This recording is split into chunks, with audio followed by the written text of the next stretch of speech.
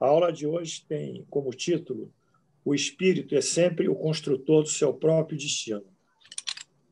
O espírito é sempre o construtor do seu próprio destino, ressignificando os vocábulos sobre a justiça divina na doutrina espírita. Então, ela tem dois momentos. Primeiro, a questão do espírito, que ele mesmo constrói o seu próprio destino segundo a filosofia espírita. E, em segundo momento, há uma ressignificação dos vocábulos sobre a justiça divina. Quando nós falamos em ressignificação, nós estamos corrigindo uma significação anterior e que realmente estava errada. Então, nós vamos colocar aqui os dados que consubstanciam o que está sendo proposto. Primeiro, preliminares. Vamos fazer aqui um breve relato sobre as adulterações das obras de Allan Kardec realizadas após a sua morte. Como vocês sabem, as obras do professor Kardec, o espiritismo na França, o espiritismo francês, após o falecimento do professor Kardec, em 1868, houve um debacle, uma queda vertical na sua divulgação e no trabalho. Muitas pessoas indagam como é que o espiritismo, que nasceu na França, o berço dele, em Paris, empolgou tantas pessoas no século XIX, quando chega o século XX, ele vai se diluindo, vai terminando, vai acabando. Como isso é possível? O que houve com o espiritismo na França? O que aconteceu? Hoje, o espiritismo, quando é praticado, é muito mais no Brasil que em outros territórios ou outras nações. Mas a indagação que cabe é sempre essa: o que houve com o espiritismo francês? Bem, algumas coisas nós temos que relatar a vocês. Com o falecimento do professor Kardec, a viúva dele, a senhora Amélie Boudet, estava muito velha, muito idosa, já tinha estava na faixa dos 80 anos. Isso no século XIX já era uma idade bem longeva. A senhora Amélie, muito fragilizada em função da sua condição idosa, não tinha força física nem força psicológica para dar continuidade ao trabalho do seu esposo. Após isso, ela fez uma consulta, trabalhavam com ele, e o secretário-geral do professor, o senhor Pierre Gaston Lemarie, foi indicado como o administrador das obras de Kardec. Pierre Gaston Lemarie, ele, dando continuidade ao trabalho de Kardec, ele fez uma movimentação diferente. Ele buscou, contrariamente aos princípios do professor Kardec, fazer da Sociedade Parisiense de Estudos Espíritas, que era o núcleo de pesquisa e investigação, fazer dessa sociedade um núcleo de renda e comercialização do espiritismo.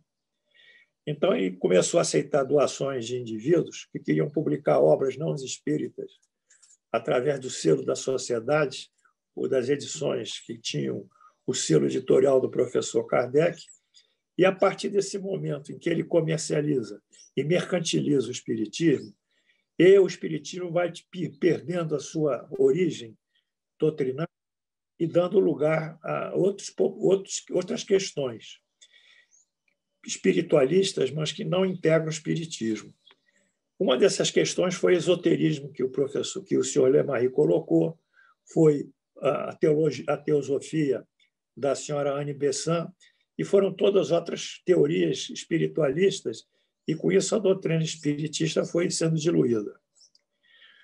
Nessa época surgiu também um advogado de Bordeaux, o senhor...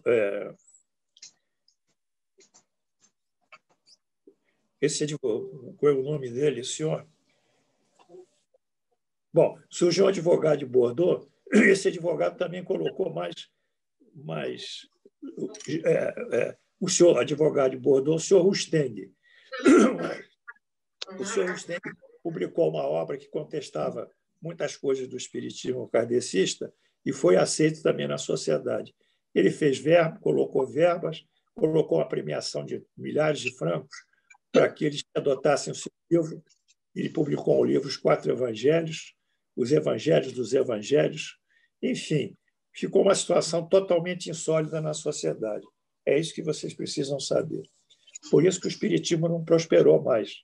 Ele foi terminando com o senhor Pierre Gaston Lemarie. O senhor Pierre Gaston Lemarie, que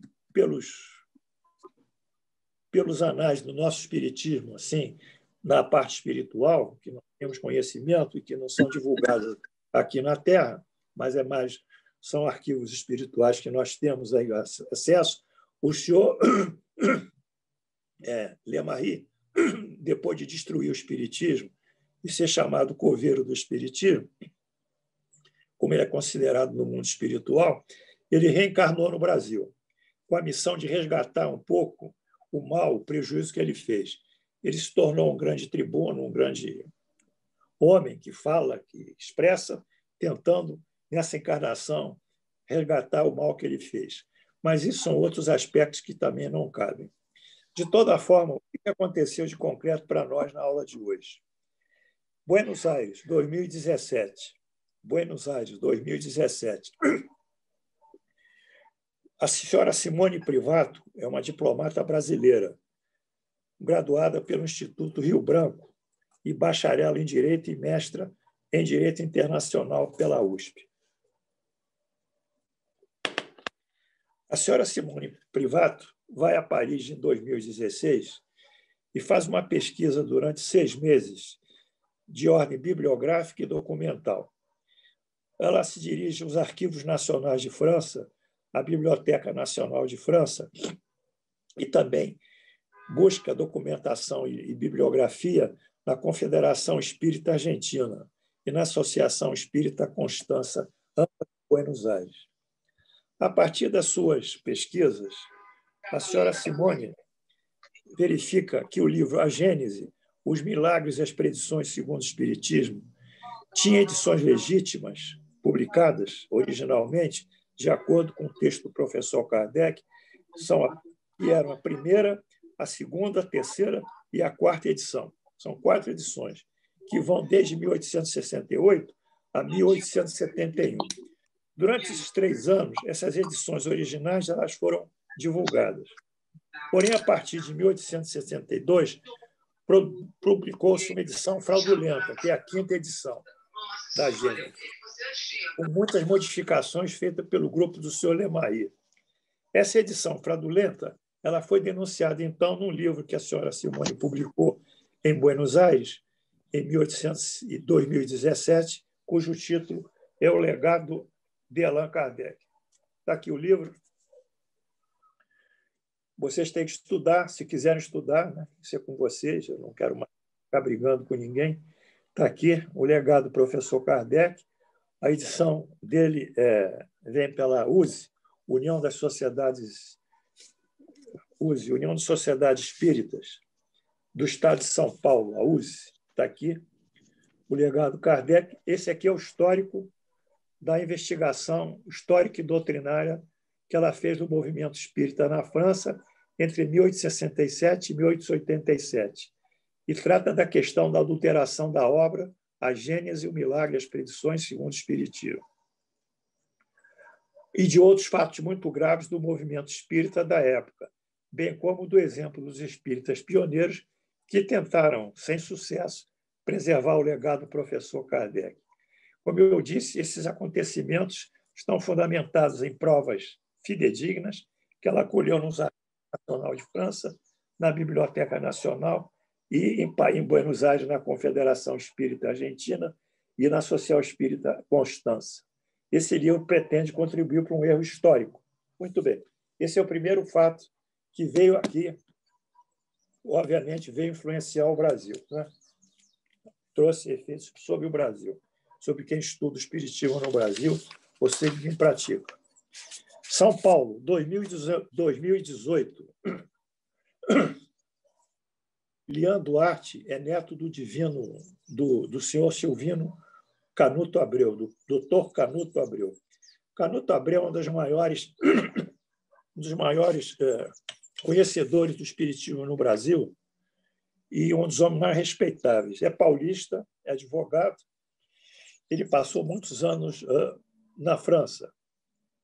E, em 1950, ele se dirigiu à França para tentar resgatar os documentos de Allan Kardec. E, realmente, ele encontrou, no armário, ainda nessa livraria herdada pelo senhor Lemarie, que é a livraria Lemarie, perto da École de France, situada ali bem pertinho, ele encontrou uma mochila. E essa mochila tinha todos os documentos principais que Allan Kardec alinhou em ordem cronológica numa história do espiritismo, dando cartas, epístolas, documentos de toda espécie, enfim, artigos, etc. Ele alinhou isso porque ele achava que isso deveria ser caminhado para formar a história do espiritismo. Isso foi guardado. Esse material não tinha sido destruído pelos alemães. Na Segunda Guerra Mundial, os alemães tinham um grupo, um setor muito forte, que era um setor ligado a obras raras e literatura. Então, eles entravam nas bibliotecas, entravam nas livrarias e confiscavam todos os livros. E depois, como o alemão é um sujeito muito disciplinado, ele classificava essas obras por área de conhecimento e levava para a Alemanha. Então, as obras do professor Kardec, muitas delas foram levadas pelos alemães e outras destruídas. Mas essa apostila, essa mochila que o professor Kardec teve, ficou com ele, ela realmente foi guardada por razões de destino. E, sendo assim, o senhor Silvino Canuto Abreu, em 1950, resgatou e trouxe para o Brasil. Trouxe para o Brasil, guardou toda essa documentação num baú na sua casa, juntamente com outros documentos dele. Essa documentação são mais ou menos 2.000 documentos do professor Kardec, originais com a letra dele.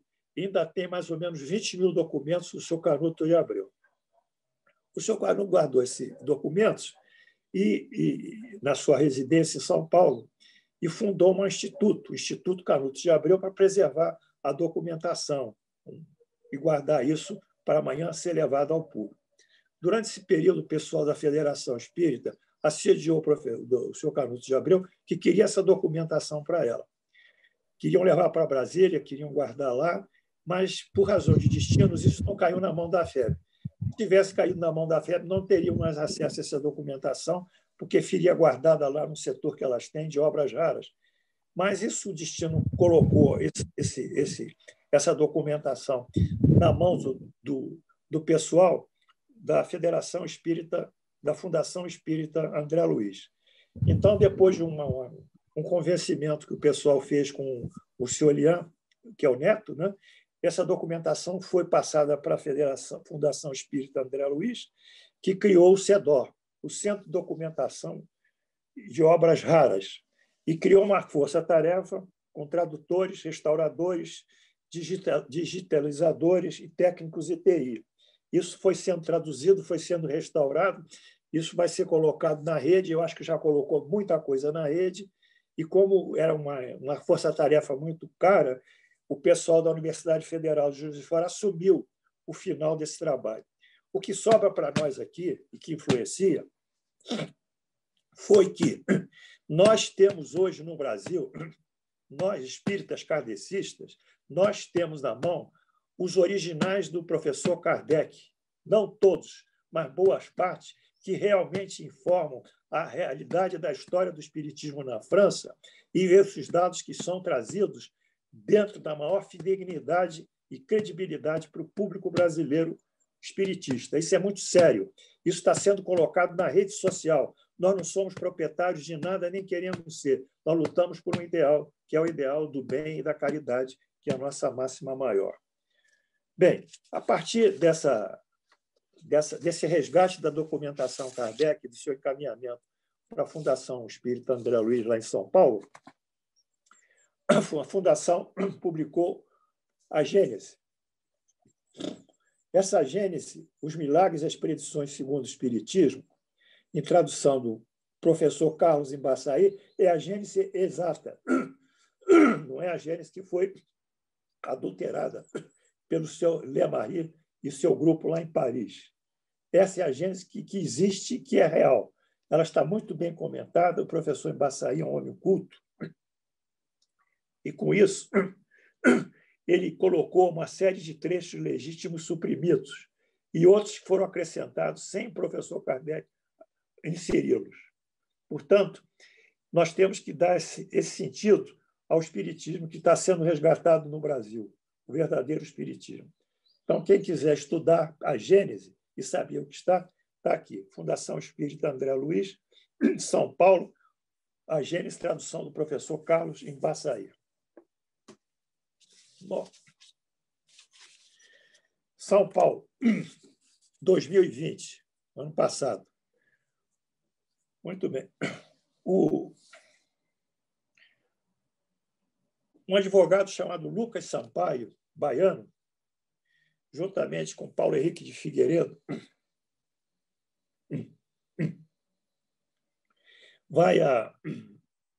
entram em entendimento os dois, e sabendo já da existência de obras fraudulentas, como da Gênese, vão procurar se realmente houve fraude também na obra O Céu e o Inferno, do professor Kardec. Essa obra, Céu e Inferno, ela foi publicada em 1865, que é a primeira edição legítima. O nosso Lucas Sampaio vai a Paris, segue o mesmo procedimento, a mesma metodologia de Simone Privato, e descobre que a Gênese legítima é a única de 1865. Posteriormente, fizeram outras edições, a quarta edição, que data de julho de 1889, 3 meses após o professor Kardec, totalmente modificada. Então, a partir dessa pesquisa, houve o restabelecimento da teoria espírita original, que está abrindo caminho para a revolução moral na humanidade, né?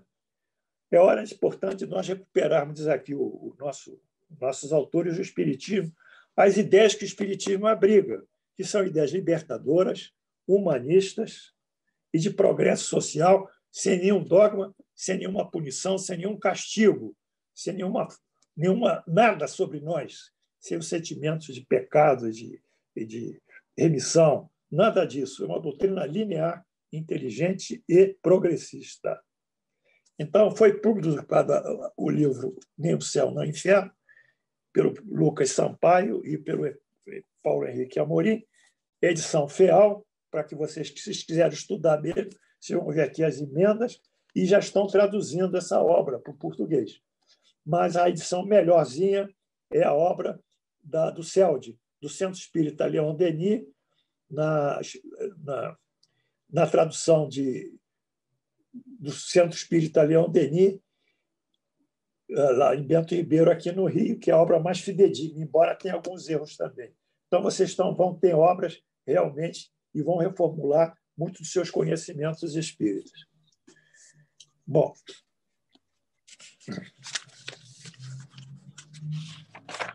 bem, esses foram os fatos que precederam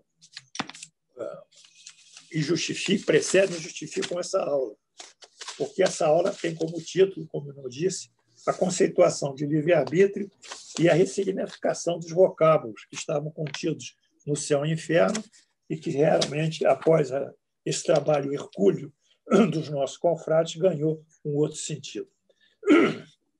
Então, vamos ao início. Primeiro, são 5 princípios que eu coloquei aqui. Primeiro princípio, única autoridade. A única autoridade que nós temos, espíritas, Deus. Vou repetir. Única autoridade, Deus. Vejamos o que o professor Kardec diz. Estando a sorte das almas nas mãos de Deus, ninguém pode, neste mundo, por sua própria autoridade, decretar o Código Penal divino. Estando a sorte das almas nas mãos de Deus, ninguém pode, neste mundo, por sua própria autoridade, decretar o Código Penal divino. Ninguém, neste mundo, tem autoridade de nos julgar do ponto de vista religioso. Ninguém. A única autoridade que cabe ao julgamento é Deus. Qualquer teoria que se coloquem sobre nós, filosófica, religiosa, moral, etc., não é mais do que uma hipótese que só tem o valor de uma opinião pessoal ou de um grupo, um coletivo. E, por isso mesmo, pode ser mais engenhosa, pode ser racional, pode ser bizarra ou pode ser ridícula. Somente a constatação dos fatos poderá conferir autoridade, fazendo-lhe passar a condição de princípio. Quer dizer, ninguém no mundo tem autoridade para criar nenhum conceito de pena, de expiação, a não ser Deus e julgar. Na ausência dos fatos apropriados para definir sua concepção acerca da vida futura, os homens deram curso à sua imaginação e criaram essa diversidade de sistemas que compartilharam e compartilham suas crenças. Portanto, o Espiritismo colocou isso de uma maneira linear. Isso está em Allan Kardec, Figueiredo PC, Sampaio, Nem o Céu, Nem o Inferno, As Leis da Alma, segundo o Espiritismo, FEAL, 2020, página 423.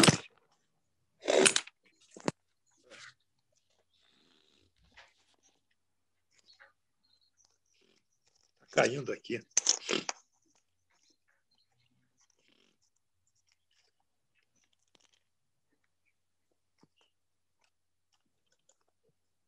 Muito bem. Qual é o efeito desse primeiro princípio? Ou seja, o efeito desse primeiro princípio, quando nós colocamos, o Espiritismo coloca na mão de Deus a decisão final, que o Espiritismo é monoteísta, ele não tem outros poderes, não consegue outros poderes a não ser o poder de Deus. Qual é o efeito? Toda intermediação clerical, ritualística, litúrgica, mediúnica, de espíritos, seja as que forem, estão sob a dependência de Deus. Ou seja, nós não aceitamos intermediações que julguem a nós, nem de espíritos, porque todos os espíritos relativamente também não têm conhecimento. O conhecimento deles é relativo, mas eles não detêm um dom da verdade maior. E essa concepção monoteísta de Deus, em que permanece a decisão final a Deus, nós encontramos em Jesus, em Mateus 20, capítulo 20, versículos 20 a 23. Então chegou a mulher de Zebedeu com seus filhos. Os filhos da mulher de Zebedeu eram Tiago e João. E, adorando-o, pediu-lhe um favor, perguntando-lhe: que queres? Ela respondeu: manda que no teu reino esses meus dois filhos se sentem, um à tua direita e outro à tua esquerda. Quer dizer, ele pede a Jesus para colocar um filho à direita e outro à esquerda. Mas Jesus respondeu: não sabeis o que pedis. Jesus responde: mulher, você não sabe o que pedir. Como é que você quer pedir a mim para botar o Tiago à direita e o João à esquerda? Como é isso?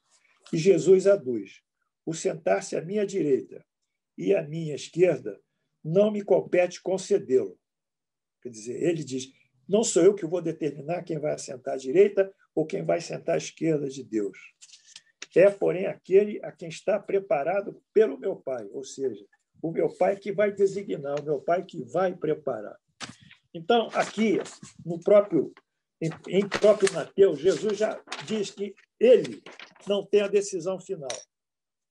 Vou repetir, porque nós estamos cansados de cleriquismo, de catolicismo em cima da gente, de cultura clerical, cultura sacerdotal, igrejismo. Desculpa os meus sentimentos, mas eu tenho que colocar isso. A decisão final cabe a Deus. Jesus, ele contempla esse poder de decisão nessa passagem de Mateus a Deus. Portanto, a Deus é que cabe. Jesus é um modelo que um dia nós vamos estudar. Nós temos que segui-lo de todo o coração e de todo o sentimento, mas temos que entender, no princípio fundamental da essencialidade do Espiritismo, que Deus é a inteligência suprema e a causa primária de todas as coisas, como está registrado na pergunta número 1 do nosso livro dos Espíritos, a primeira pergunta. Portanto, é uma questão monoteísta, mas não desqualifica Jesus, que isso seria um outro aspecto, uma outra aula, mas dá a todos nós o sentido que nem médiuns, nem espíritos, todos esses grupos que querem intermediar e triangular a nossa relação direta com o Pai, têm autoridade para tal fazê-lo, porque não conhece a verdade como Deus conhece. Portanto, são relativamente conhecedores, mas não absolutamente conhecedores. Esse é o primeiro princípio, a autoridade de Deus. O segundo princípio, a criação do livre-arbítrio. Pela criação do livre-arbítrio, o espírito é que decide o seu destino. Esse é um ponto fundamental da doutrina espírita. Vamos estudar aqui a criação do livre-arbítrio. Pergunta 115. Dentre os espíritos, uns foram criados bons e outros foram criados maus? Pergunta Allan Kardec. Diz o nosso querido espírito comunicante: Deus criou todos os espíritos, simples e ignorantes, isto é, sem saber. Porque o indivíduo simples não tem experiência nenhuma de vida, e ignorante não tem conhecimento. Então, é um sujeito sem experiência de vida, sem vivência e sem conhecimento. Isto é, sem saber. Deu a cada um deles uma missão, com o objetivo de esclarecê-los e fazê-los chegar progressivamente à perfeição. Portanto, a criação divina, dentro dessa pergunta 115, tem como finalismo a perfeição dos espíritos. Quer dizer, é uma visão causalista, inteligente, finalista, no sentido da perfeição. A perfeição pelo conhecimento da verdade e pela aproximação dos espíritos de Deus. Então, a perfeição será quando nós detemos as verdades, que são as verdades espirituais, verdades morais, e nos conciliarmos com o pensamento nosso, com os pensamentos divinos.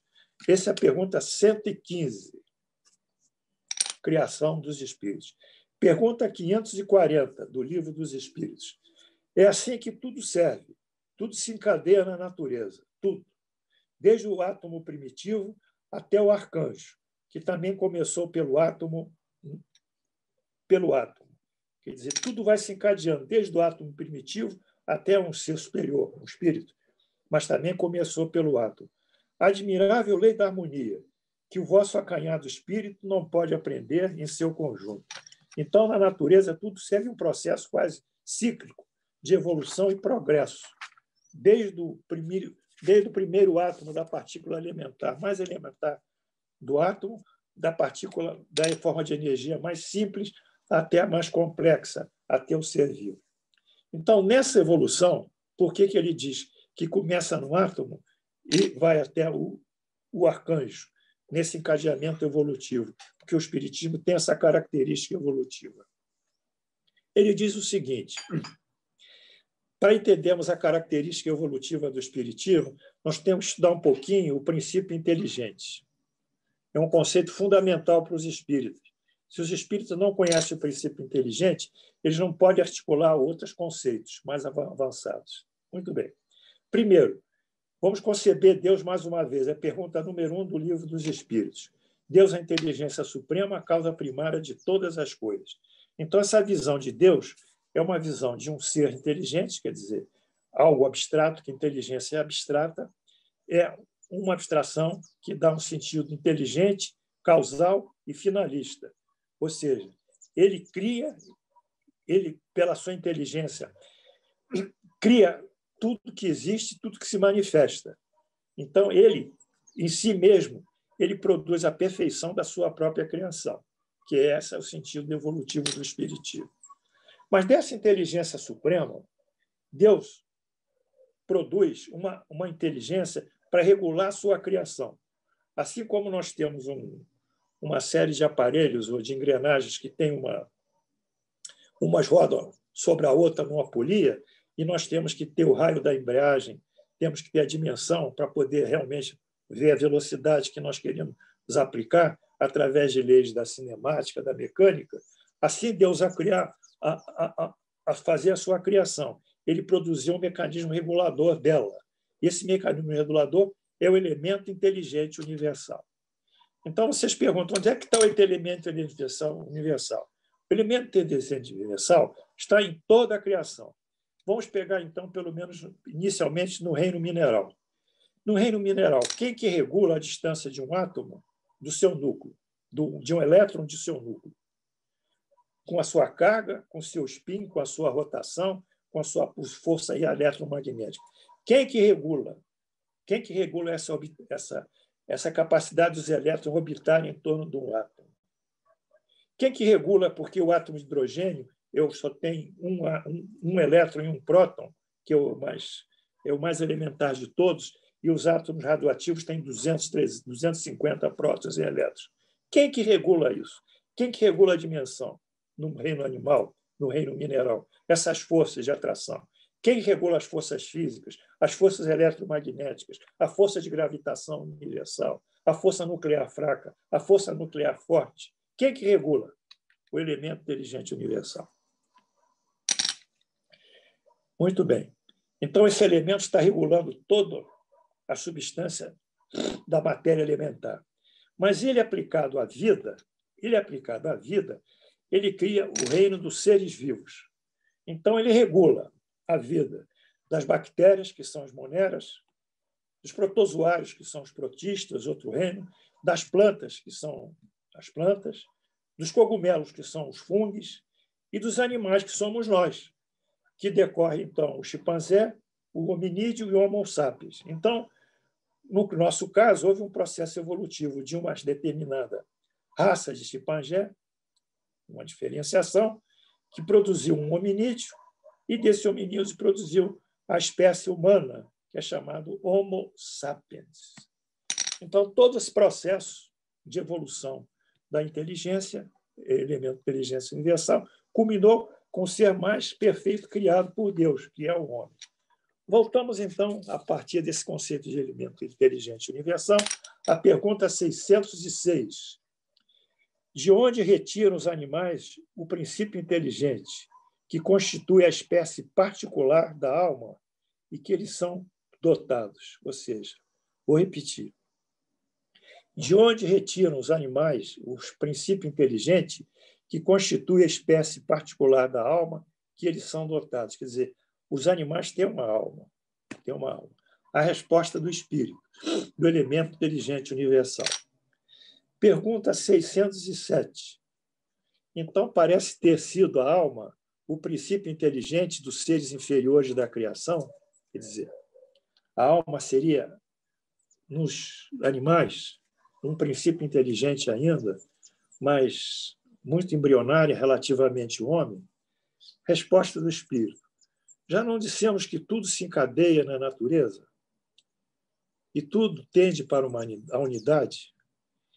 É nesses seres cuja totalidade está de reconhecer que o princípio inteligente se elabora, se individualiza pouco a pouco, se ensaia para a vida, como vos dissemos, e de alguma forma é um trabalho preparatório, como o da germinação e consequência da qual o princípio inteligente se torna espírito. Então, nós estamos entendendo que esse princípio inteligente, num determinado momento, ele saindo estritamente do reino animal, mineral, e do reino animal, os seres vivos, em caráter estritamente biológico, morfológico, fisiológico, filogenético, ou podemos colocar assim um termo mais adequado, quando ele evolui, ele vai se tornar espírito. Quando ele começa o princípio inteligente, isso que é importante nós sabemos, quando ele se torna espírito, quando ele acontece isso, quando ele consegue assinalar esse princípio inteligente 3 qualidades. Primeiro, ele assinala que há um futuro, é a consciência do futuro. Ele assinala que ele pode distinguir o bem e o mal. O bem e o mal. E terceiro, ele assinala a responsabilidade dos seus atos. Ele se torna um ser consequente.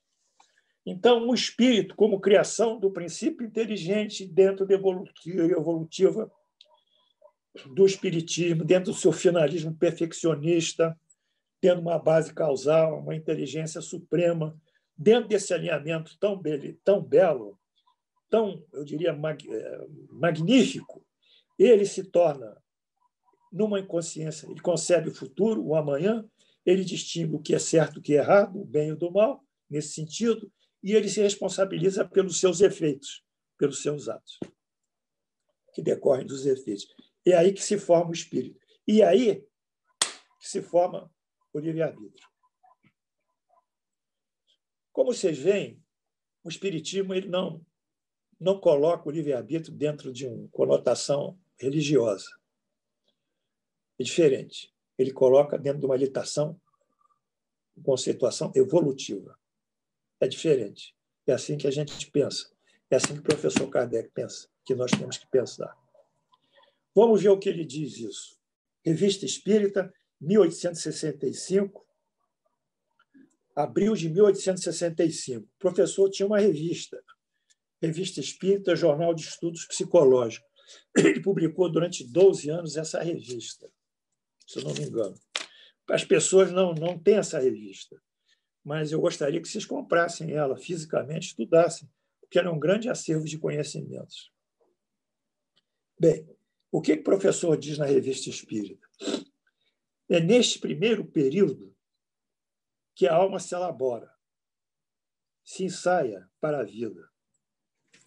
Quando atingiu o grau de maturidade necessário à sua transformação, recebe de Deus novas faculdades, o livre-arbítrio e o senso moral. Numa palavra, a centelha divina. Magnífico, magnífico. Emocionante. Quase pode chorar. Lá nos Salmos, se eu não me engano, o Salmo de Davi, esqueci qual é o Salmo, há uma passagem que diz assim: eis que sois deuses, sois todos filhos do Altíssimo, ou sois todos deuses, sois filhos do Altíssimo. Essa passagem de Davi mostra que dentro de nós há uma divindade imanente, uma divindade. Ele já assinala isso dentro da sua visão religiosa, Davi. Quer dizer, nós temos essa divindade. Essa divindade é criada à semelhança de Deus, não igual, como está logo no livro A Gênese. E Deus criou o homem à sua semelhança. Essa divindade está sendo consignada nesse momento por duas concepções absolutamente superiores. A capacidade de nós gerirmos o nosso destino, pessoalmente, individualmente, que é o livre-arbítrio, e a capacidade de nós termos um juízo de valor do bem, que é o senso moral. Então, nesse momento em que o princípio inteligente ele se volta sobre a si próprio, esse princípio ele que constitui essa situação nova, ele tem a consciência do futuro, ele distingue entre o mal e o bem, ele tem a responsabilidade sobre suas ações. Então, a partir disso, surge a grandeza do homem, a divindade imanente a todos os homens, o livre-arbítrio e o senso moral. Com isso, o destino nosso se abriu.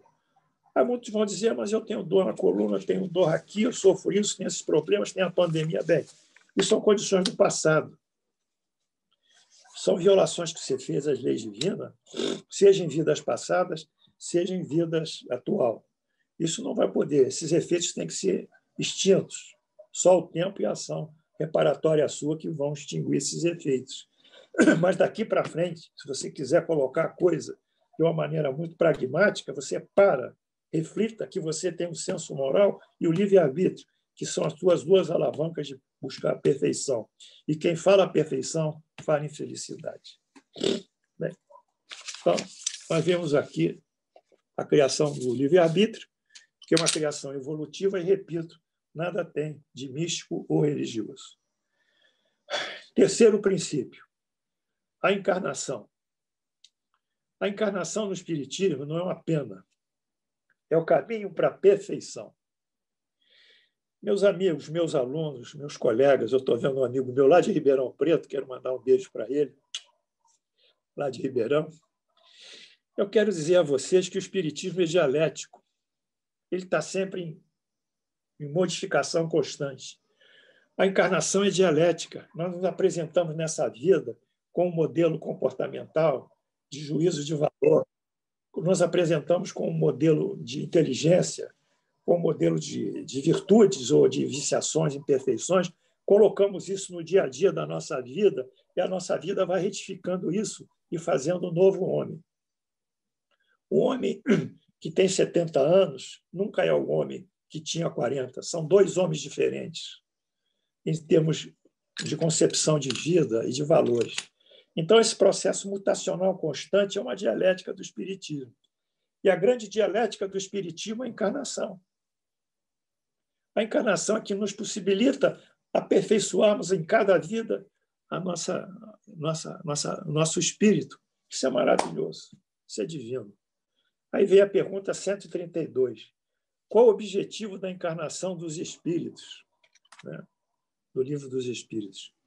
Resposta. Deus impôs-lhes a encarnação com o objetivo de fazê-los chegar à perfeição. Vou repetir.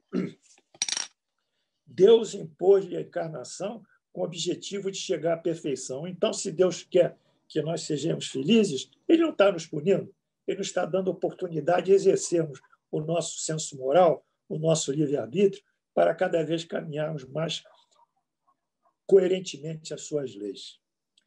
E aqui está no Céu e Inferno, na edição aqui retificada do nosso querido Paulo Henrique e do nosso Lucas, lá na Bahia.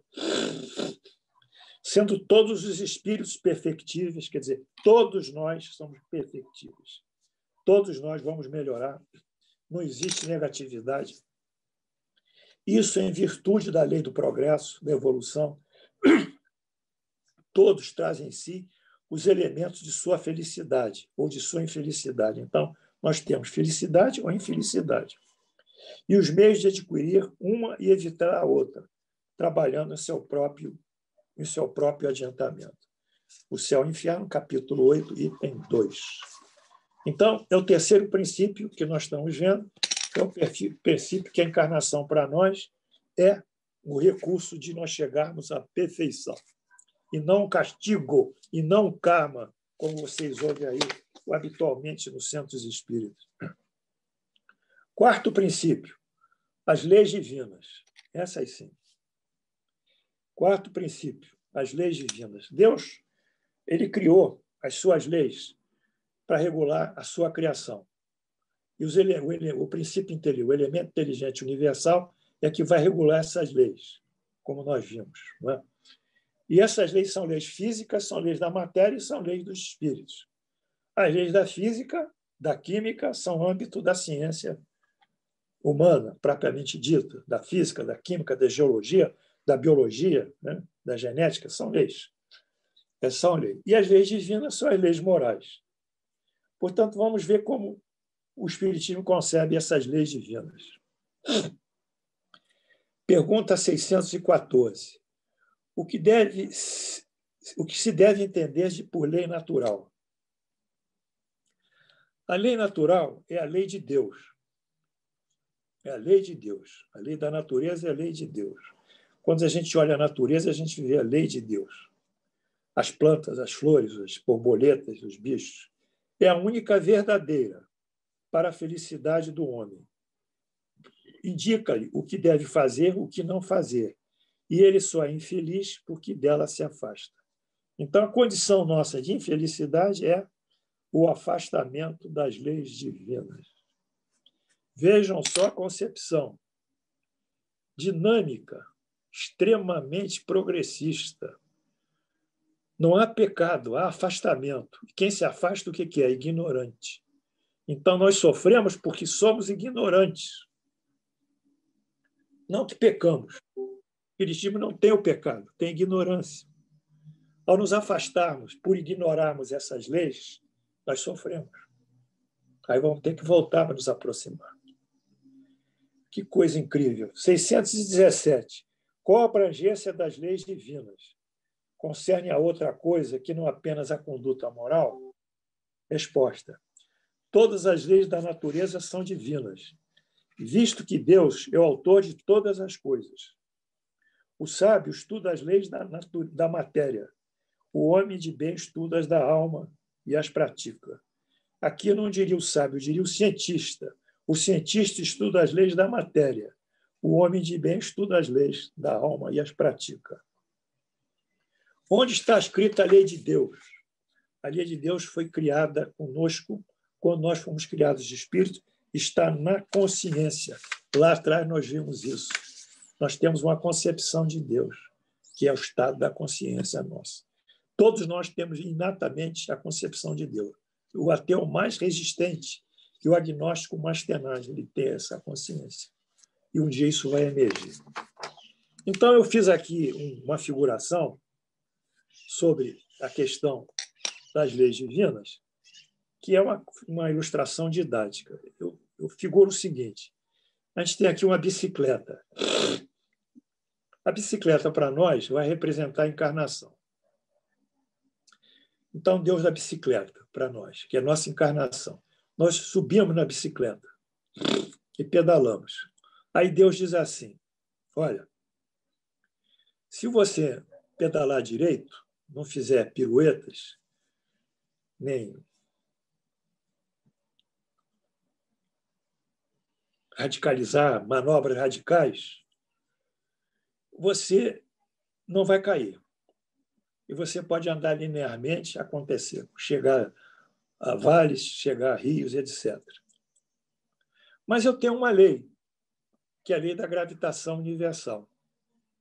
Se você fizer piruetas, se você fizer manobras radicais, se você quiser fazer com a bicicleta uma série de coisas, você pode cair. Se você cair, a lei da gravidade, que é minha, vai levar você para o chão.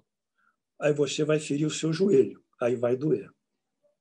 Então você tem que escolher em seguir as minhas leis, quer dizer, seguir a lei da gravidade, andar na bicicleta equilibrado e andar muito, para destinos muito, eu diria, esperançosos, ou você quer fazer pirueta e cair, violar a minha lei e machucar o seu joelho.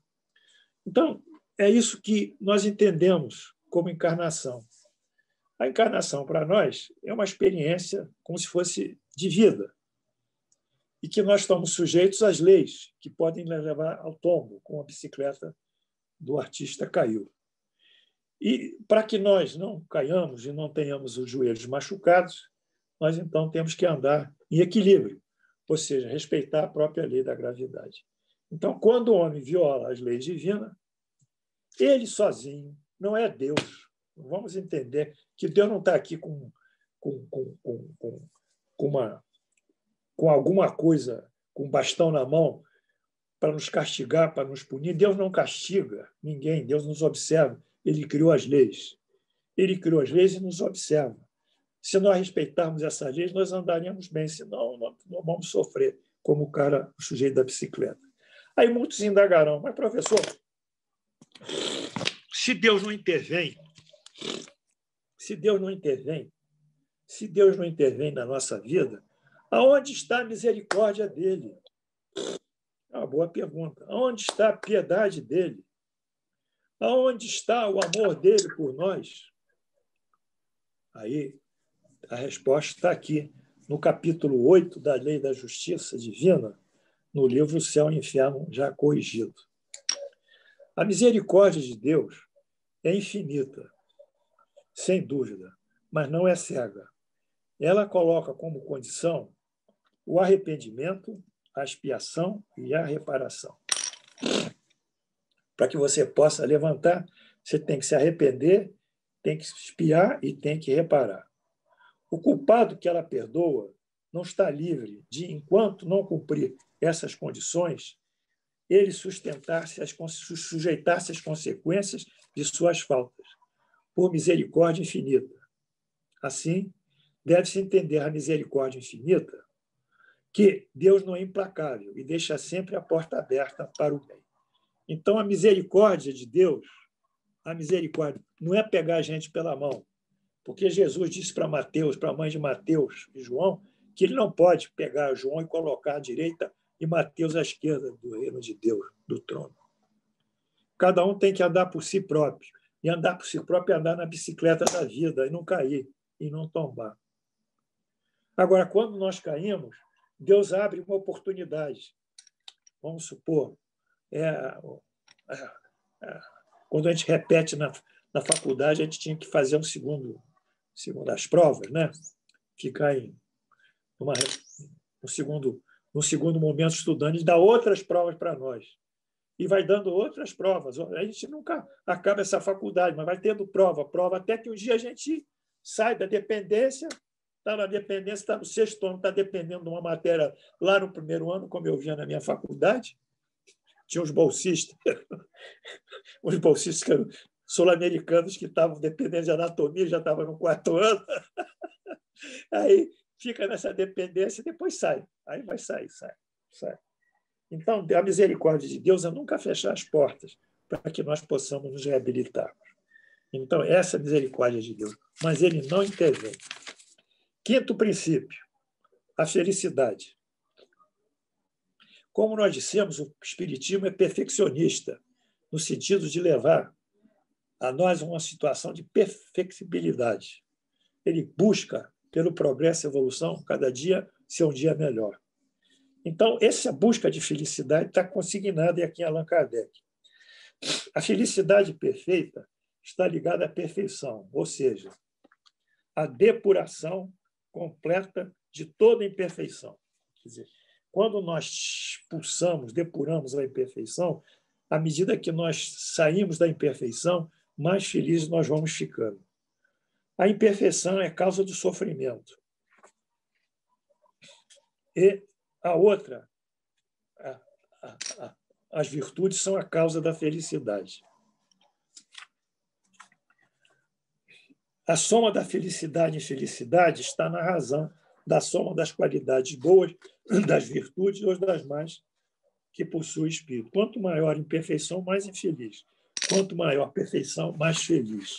Então, o princípio da felicidade é consagrar gradualmente a nossa vida a essas circunstâncias favoráveis de maiores perfeições. Então, foi esse ponto que nós queríamos falar para vocês hoje. Nós vamos continuar, mas o que eu disse? Repetindo. Primeiro princípio, a única autoridade de Deus. Deus é único. Na mão de Deus está a nossa sorte, o nosso destino. Ninguém pode nos intermediar com total e absoluta verdade e autoridade. As intermediações que ocorrem no mundo são construídas pela mão do homem, não pela mão de Deus. Segundo princípio, criação do livre-arbítrio. O livre-arbítrio é que decide o nosso destino. Ou seja, por nós espíritos temos na mão o livre-arbítrio e o senso moral é que decidimos o nosso destino. O livre-arbítrio é uma condição da criação evolutiva do homem, desde o princípio lá do elemento inteligente universal, que vai individualizando e formando um princípio inteligente. É uma construção, eu diria, espírito evolutiva, progressista. Não é uma construção religiosa. O homem é senhor pela sua razão e pelas suas boas intenções e pela prática da caridade que o Espiritismo consagra com a grande prática e a maior de todas para a sua própria salvação ou redenção. Então, o livre-arbítrio é uma construção do princípio inteligente e da consciência e do senso moral. Terceiro princípio, a encarnação. Encarnação não é pecado, não é castigo. É um objetivo que Deus nos oferece para a nossa perfeição. Quarto princípio, as leis divinas. As leis divinas são físicas e espirituais. O homem é mais feliz, tão mais feliz quando respeita as leis divinas e mais infeliz quando as viola. A misericórdia de Deus é a oportunidade eterna que nos dá de sempre buscarmos a nossa própria reabilitação, através do arrependimento, da expiação e da reparação. Quinto princípio, a felicidade. A felicidade é o finalismo de todos nós, através do nosso esforço pessoal, não através de graças, benesses, dons, ritualísticas, etc. e etc. Bem, posto isso,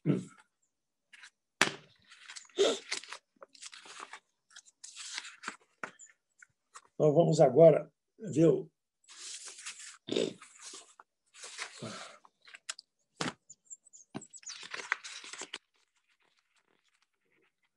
instantinho aqui que eu tenho que localizar um papel aqui.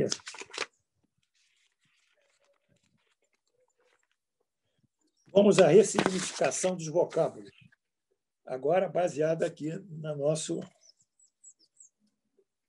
texto retificado, né? Sem adulterações.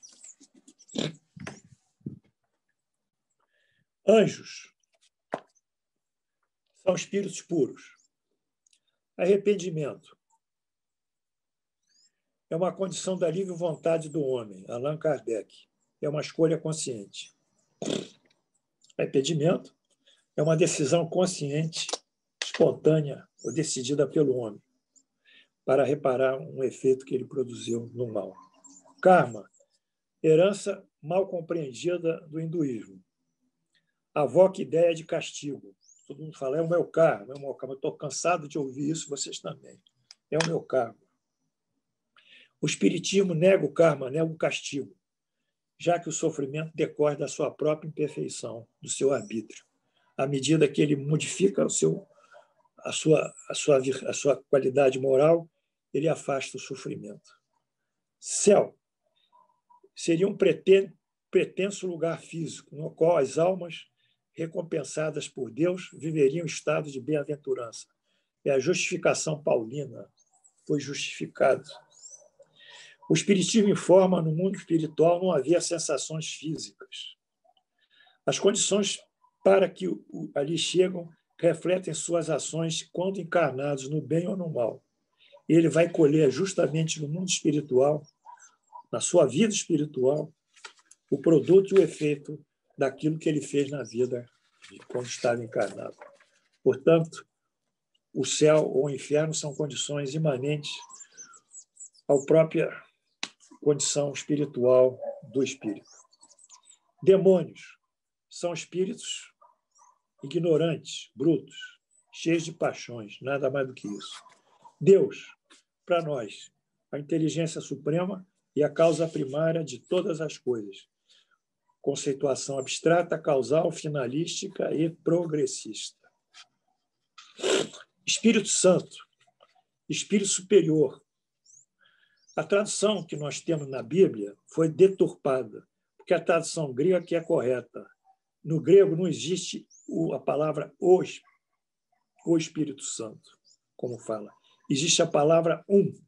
Nós tínhamos que dizer que Pedro recebeu um Espírito Santo e não recebeu o Espírito Santo. Foi deturpado. Para nós, Espíritos Santos são espíritos que nos assistem mais avançados do que nós. Só isso.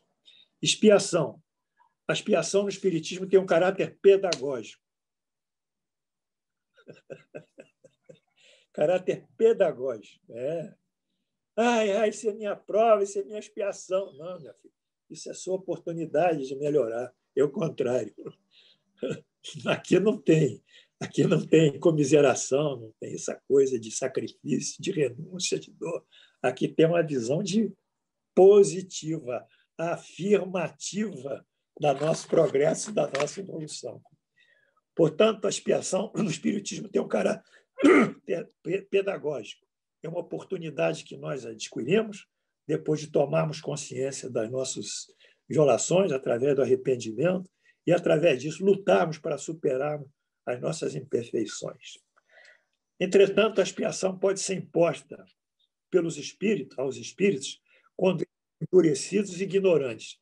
Esses não têm arrependimento, não querem se modificar, então eles vão sofrer mais ainda, até sinalizarem o arrependimento, que é a luz que abre o seu caminho para a sua reabilitação.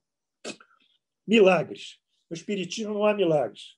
Milagres são fenômenos de origem ainda ou de causa desconhecida pela ciência humana. Para os tupiniquins, milagre seria um arcabuz explodindo lá no Ceará. Caramuru, caramuru, disseram, era um milagre. A ignorância dele e a pólvora explodindo era um milagre. Entretanto, a pólvora explodindo para nós nada mais é que uma combinação química. Então, no espiritismo não há milagres. Há fenômenos de origem desconhecida. Pecado. Pecado é a violação consciente das leis divinas. Quando você sabe que está errado e vai fazer aquilo, mesmo sabendo que está errado, você viola conscientemente as leis divinas. Então, você tem um pecado. Mas não é um pecado lá de cima. É um pecado que você mesmo produziu para você. Pecado original. O pecado original é uma herança de Adão. Na visão católica, não é? Que uma visão católica que Adão tendo pecado ao violar as leis, a lei de Deus, porque ele comeu a árvore, o fruto da árvore que estava no centro do jardim do Éden, então ele pecou e nós fomos recebendo por herança esse pecado original que ele ia sendo transmitido geração a geração. Isso não existe no Espiritismo. O pecado original, que nós podemos mais ou menos corresponder, são os sofrimentos que nós trazemos das vidas passadas para a vida atual em relação às nossas próprias imperfeições. Perdão divino. O Espiritismo não reconhece o perdão, nem a graça divina, nem o dom, nem mais essa dogmática, esses sacramentos do catolicismo. Porque, diz aqui o próprio Allan Kardec, sendo permitido a todas as almas adquirirem o que lhe falta e se desfazerem daquilo que tem de mal, segundo seus esforços e segundo sua vontade, daí resulta que o futuro não está fechado para nenhuma. Claro, é uma visão progressista. Deus não repudia os filhos. Eles recebem em seu seio à medida que eles atingem a perfeição, deixando a cada um o mérito da sua obra. Portanto, o perdão divino, como dissemos, será não há um perdão divino, há uma oportunidade que a misericórdia divina assinala e que nós vamos ser consagrados pelos nossos próprios trabalhos no bem. Provas. Provas são dificuldades, privações, adversidades. Todas devem ser vencidas a cada conquista, um avanço, um progresso. O Espiritismo reconhece a escolha das provas que o Espírito determina antes de encarnar. Então, as provas são condições para nós nos capacitarmos cada vez mais, nos qualificarmos cada vez de uma forma cada vez mais avançada, mais aperfeiçoada, a excelência. Então, quando nós vamos encarnar, nós dissemos assim, olha, eu quero estudar física, que eu não sei direito, eu quero estudar química, que eu não sei direito, eu quero estudar lá, quero estudar histologia, que é uma matéria, ou anatomia, que eu não sei direito. Então, nós vamos estudar física, química, histologia ou anatomia. Ou seja, guardada essa analogia na vida encarnada, nós vamos passar por essa prova, aquela, outra. Então, são dificuldades e privações que são necessárias de serem vencidas e cujo efeito dessa conquista, desse vencimento, é a nossa subida, é o nosso upgrade espiritual. Maravilha! Mais uma vez, o destino está nas nossas mãos. Punição, castigo. A visão do Espiritismo é totalmente diferente. É a consequência natural da violação da lei divina. Quer dizer, quando nós violamos a lei divina, nós ligamos o mecanismo e a lei da causa e efeito, cujo efeito repercutirá sobre nós próprios, ou seja, nos gerará o sofrimento. Então, a punição e castigo não vem do céu. A punição e castigo não vem de eu ter violado uma determinada lei ou um sacramento estabelecido pelo Código Humano religioso para a teologia, propriamente das religiões. Vem a punição e o castigo de uma violação nossa, as leis divinas, aquela violação e o castigo, como caindo da bicicleta e pela força da gravidade, caindo no chão e machucando o joelho. Então, está nas nossas mãos sermos punidos ou sermos castigados. Queda. Não existe queda no Espiritismo. O Espiritismo não retroage. O Espírito não retroage. O que ele adquire é sempre inalienável, bem inalienável. A queda da alma, como algumas religiões propõem, isso não existe e nem esse castigo divino, muito menos existe. Reparação. Reparação é um tipo de prova. Aqui, ó, que tem um copo. Vamos supor, esse copo do meu vizinho. Eu joguei no chão e quebrou o copo. Falei, puxa, eu vou tentar reparar esse copo aqui, ó. Está aqui, está rachado, eu vou tentar juntar essas bordas aqui e tentar soldar isso aqui, fechar. Eu vou reparar essa lesão aqui, essa quebra do copo. E o que foi? O que eu fiz? Ao jogar o copo, eu produzi o efeito da quebra do copo. Então, reparação é uma prova de nós repararmos os efeitos dos nossos atos da imperfeição. O André Luiz tem umas histórias muito boas que ele conta, que eu admiro muito. É um indivíduo que, numa encarnação, esse homem ele casou com uma viúva muito rica, estava muito fragilizada, ele seduziu a viúva.